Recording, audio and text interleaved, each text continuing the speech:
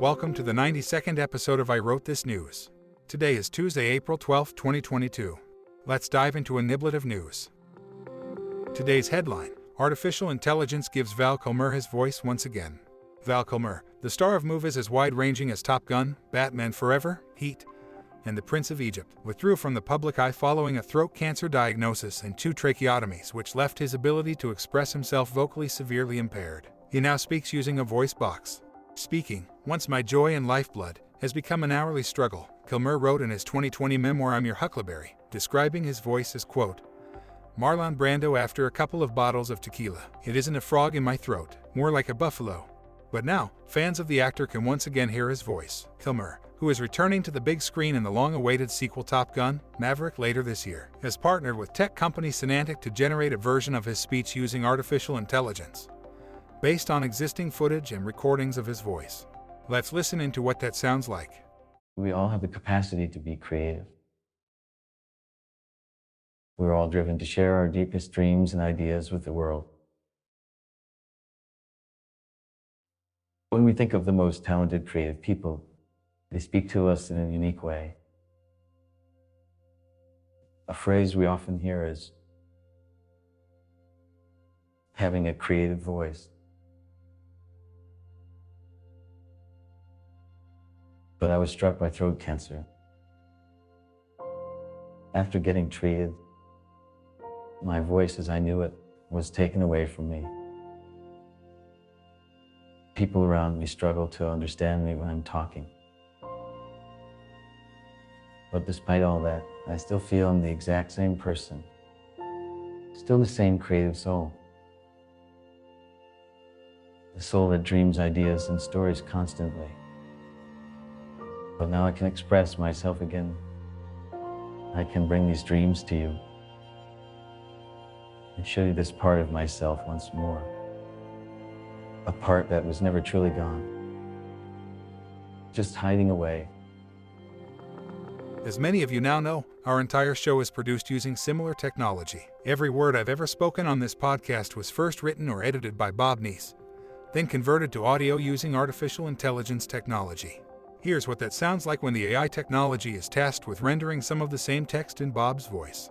We all have the capacity to be creative. We are all driven to share our deepest dreams and ideas with the world. When we think of the most talented, creative people, they speak to us in a unique way. A phrase we often hear is having a creative voice. I still feel I'm the exact same person, still the same creative soul, a soul that dreams ideas and stories constantly. But now I can express myself again. I can bring these dreams to you and show you this part of myself once more, a part that was never truly gone, just hiding away.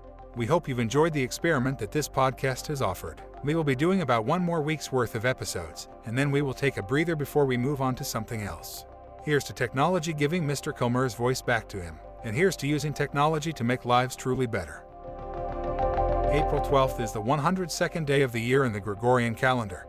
263 days remain until the end of the year. Today is also the International Day of Human Space Flight. That's the annual celebration, held on the 12th of April, of the anniversary of the first human space flight by Yuri Gagarin. It was proclaimed at the 65th session of the United Nations General Assembly on the 7th of April 2011, a few days before the 50th anniversary of the flight. Now it's time for On This Date in History.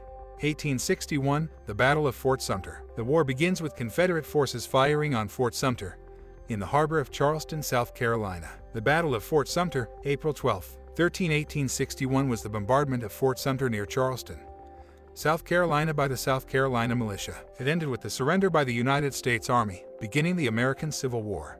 1864, the Battle of Fort Pillow. Confederate forces kill most of the African American soldiers that surrendered at Fort Pillow, Tennessee. The Battle of Fort Pillow ended with a massacre of Union soldiers, many of them African Americans, attempting to surrender, by soldiers under the command of Confederate Major General Nathan Bedford Forrest. Military historian David J. Eicher concluded, quote, Fort Pillow marked one of the bleakest, saddest events of American military history. 1934, the U.S. Auto Light Strike begins, culminating in a 5-day melee between Ohio National Guard troops and 6,000 strikers and picketers.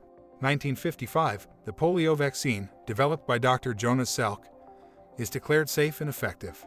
1983, Harold Washington is elected as the first black mayor of Chicago.